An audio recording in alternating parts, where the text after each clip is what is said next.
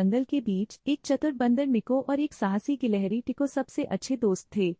वे अपना समय खेल कूद और अपने हरे भरे संसार की खोज में बिताते थे, जहाँ ऊंचे ऊंचे पेड़ और चमचमाती नदियां थीं। एक दिन जंगल में भयंकर तूफान आ गया, जिसने जंगल को गरज और बारिश से हिला दिया। मिको और टिको एक खोखले पेड़ में शरण लेने पहुंचे। जैसे ही वे वहां साथ में दुबके, उन्होंने सुना कि एक खतरनाक सांप, जिसका नाम ज़ारो था, पास में देखा गया है। ज़ारो बहुत चालाक है, मिको ने घबराते हुए कहा। हमें एक साथ रहना होगा। हम साथ में कुछ भी कर सकते हैं, टिको ने आत्मविश्वास से जवाब दिया। अगली सुबह वे सावधानीपूर्वक बाहर निकले। जब वे एक नदी पार कर रहे थे, उन्होंने देखा कि ज़ारो उनकी ओर रेंगता हुआ आ रहा है।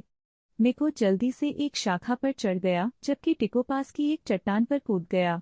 ज़ारो फुसफुसाया, तुम मुझसे बच नहीं सकते, नन्हे दोस्तों।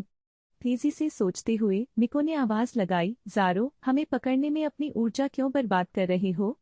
तुम हमें एक साथ कभी नहीं पकड़ पाओगे। ज़ारो रुका और दिलचस्पी से बोला, तुम्हारा क्या प्रस्ताव है? टिको ने जोड़ा, हम अपना खाना तुम्हारे साथ बांटेंगे, अगर तुम हमें नुकसान न पहुंचाने का वादा करो।